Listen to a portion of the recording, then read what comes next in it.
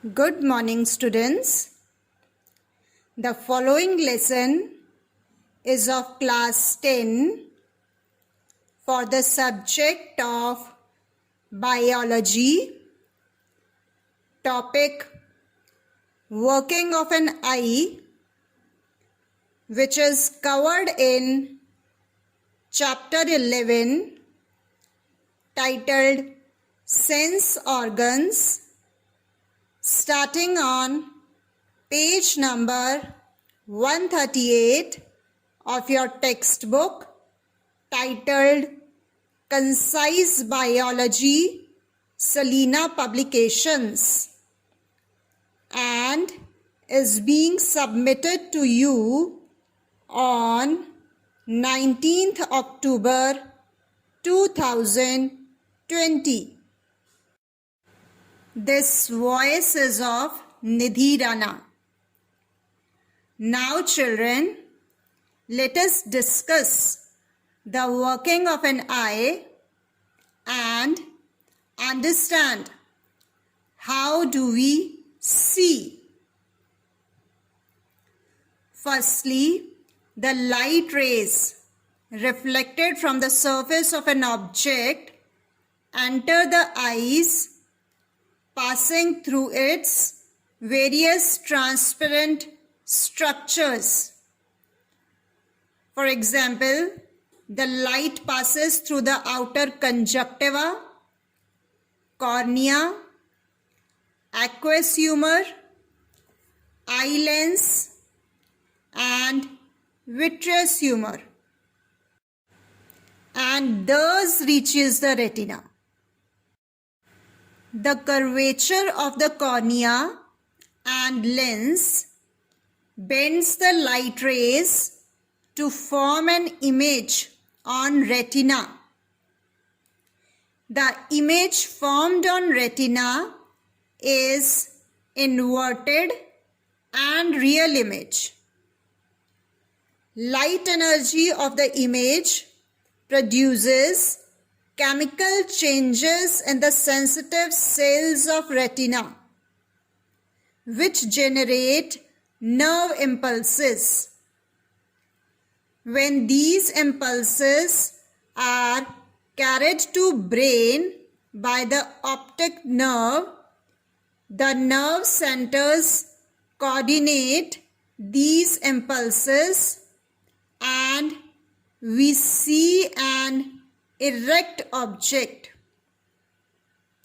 So, it is the brain which is responsible for seeing the objects upright, even if the image formed in the eye is inverted. Children, you may see in the diagram how an eye receives a inverted image and then the brain is making the image upright. Power of accommodation of an eye. The process of focusing the eye or adjustment of an eye for a clear vision of objects at varying distances is called accommodation. Accommodation is brought about by a change in the curvature of the elastic eye lens, making the eye lens more convex or concave with the help of ciliary body and suspensory ligaments. Human eye has remarkable power of accommodation to see both nearby and far off things with equal clarity. For viewing distant objects, lens is more flattened or thinner. For viewing nearby objects, lens is more convex or rounded. These changes in the eye lens are brought about by the contraction and relaxation of ciliary muscles. When the ciliary muscles are relaxed, suspensory ligaments are under great pressure. Hence, the lens becomes flat for viewing distant objects. When the object is near, the ciliary muscles contract. Thus, pressure on suspensory ligaments is released, making it loose, and the lens, on its account of its elasticity, becomes thicker and more convex. Children, you can see in the diagram, when the ciliary muscles are relaxed, the suspensory ligaments become tight and they pull the lens, making it thin. On the other hand, when the ciliary muscles contract, tension in the suspensory ligaments is released. Hence, the lens gets thicker.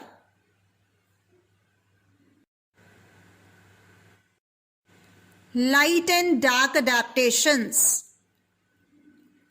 Dark adaptation. When someone comes from a brightly lighted area into a dark room, he or she experiences difficulty in seeing the objects for a few seconds. Then the person adapts to the condition and has a proper vision. This improvement in vision is called dark adaptation. The change is due to, firstly, regeneration of the visual purple or rhodopsin pigment, which works in the dim light, and secondly, dilation of pupil, which permits more light to enter the eyes. Light adaptation. When a person with dark adapted eyes, that is, a person coming out of a dark room into a brightly lighted area, he or she experiences difficulty in seeing objects for a short period. Then the person comes back to normal viewing through light adaptation. Light adaptation is due to reverse of the changes occurring in dark adaptation. That is, firstly, visual purple or rhodopsin is bleached, reducing their sensitivity. And secondly, the pupil constricts to reduce the amount of light entering the eyes. Color vision. Color vision is possible through cones of retina that release iodopsin and help us to see in bright light.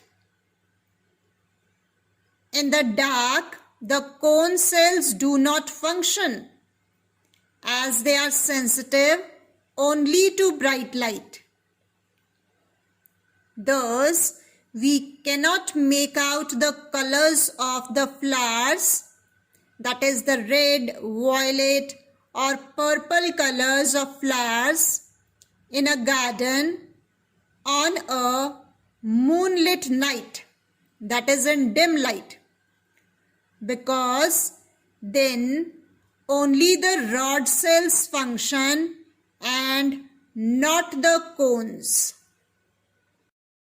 Now children, let us talk about some common defects of the eye. Firstly, myopia or near or short-sightedness. It is an eye defect in which the person can see nearby things clearly, but distant things are blurred. In this eye defect, the image of the distant objects is formed in front of the retina, either because the lens has become too convex or due to elongation or lengthening of eyeball from front to back. A concave lens is used to correct this disorder, which causes the light rays to diverge before they strike the eye lens. Power of spectacle is represented in minus. Children, you can see in the diagram how the light rays have converged and met in front of the retina instead of retina. Thus, the image is formed in front of the retina. Now, to correct myopia, a concave lens is used. Children, again look at the diagram. The concave lens diverges the light rays. As a result, the image is now formed on the retina. Hyperopia or far or long-sightedness. In this eye defect, the image of the nearby objects falls behind the retina. So, the image of nearby objects is blurred, while distant vision is clear. Hyperopia is caused by either too flattening of the lens or shortening of the eyeball from front to back. A convex lens is used to correct this disorder, which cause the light rays to converge before they strike the eye lens. The power of spectacle is represented in plus. Now again children, look at the diagram. In hyperopia, you can see the light rays are meeting behind the retina, making the image behind the retina. To correct hyperopia, convex lens is used. Children, you can see the diagram. A convex lens converges the light rays and as a result, the image is now formed on the retina. Astigmatism. Uneven curvature of the cornea or the lens is responsible for imperfect image, in which some parts of the objects are seen in focus and others out of focus. Astigmatism is corrected by using cylindrical lenses. Children, you may have a look at the diagram. Astigmatic cornea distorts the focal point of light either in front of or behind the retina. Thus, the image formed is out of focus and blurred. Presbyopia. This disorder generally affects older people. They cannot see nearby objects clearly as their lens loses flexibility, resulting in a kind of farsightedness. Presbyopia is corrected by using convex lenses. Cataract. Cataract is a condition in which lens becomes opaque and visibility decreases. This is called cataract. Cataract can be corrected by surgically removing the eye lens and by using spectacles with highly convex lenses, compensating for the missing lens, or in a new technique, a small plastic lens is implanted behind or in front of the iris. Children, you may see the picture showing cataract in the eye. Night blindness.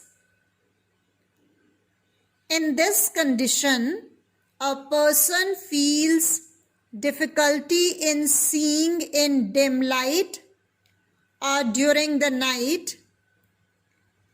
It is because of the non-formation of rhodopsin, the pigment of the rods. In absence of rhodopsin, rods cannot function and person cannot see in dim light. Vitamin A deficiency causes night blindness because rhodopsin is synthesized from vitamin A. Color blindness. Some people by birth cannot distinguish between certain colors such as red and green color. This is a genetic disorder most common in males than in females. Corneal opacities. The cornea of some patients gets scarred and turns opaque, and and non-functional. Such defects can cause anything from minor irritation to vision problems and even blindness. In such cases, the defective cornea can be replaced by a healthy cornea from a donated eye. Squint. In this defect, the two eyes somewhat converge, leading to what is called cross eye. An opposite condition appears when the eyes diverge and is called the wide eye. Both conditions may cause double vision or diplopia. Surgery and suitable exercise can correct these defects. Children, you can see in the picture squint in the eye. First picture is showing a normal eye. In the second picture, the eyes have converged in the center, making cross eye. And in the third picture, the eyes have diverged and is called the wide eye. Stereoscopic or binocular vision. We have the ability to perceive depth or relative distance of the object due to simultaneous focusing of an object in both the eyes. The brain correlates the two images and interprets them as a single impression. This kind of overlapping in the brain gives a three-dimensional effect. It is also called stereoscopic or binocular vision. Children, because in the two eyes, the pupils and the yellow spot are 6 to 7 centimeters apart. Each eye receives a slightly different image. This allows the slightly different pictures to be integrated by the brain, resulting in stereoscopic vision and depth perception. To understand the concept of stereoscopic vision, children, you may perform the following activity. Hold a pencil horizontally with its point facing inward at about an arm's length. Close one eye and try to touch the point of the pencil with the point of another pencil in your other hand, starting from a position with the arm at the side of your body.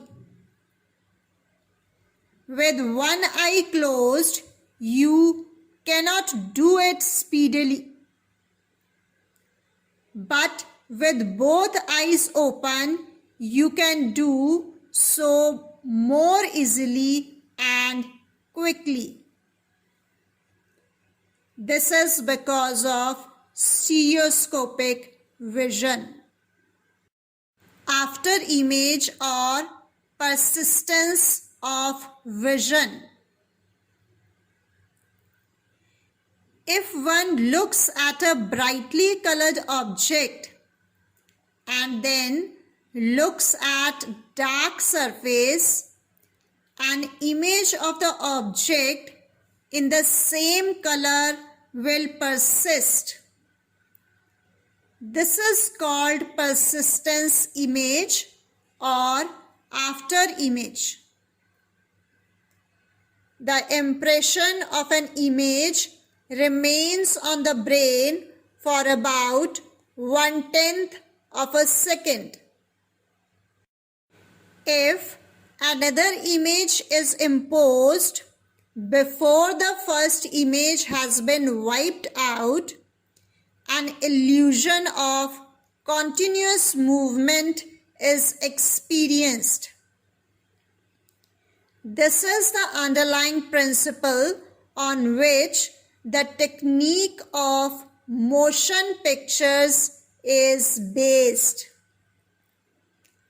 In a movie, pictures are projected on a screen at the rate of about 24 pictures per second.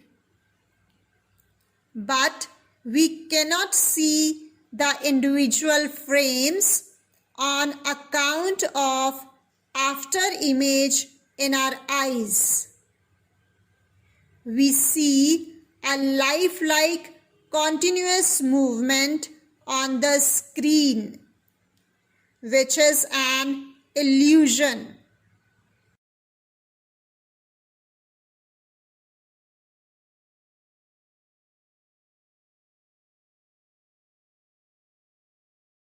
So children, this finishes with today's discussion.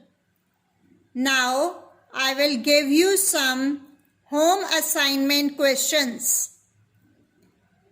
Question number 1.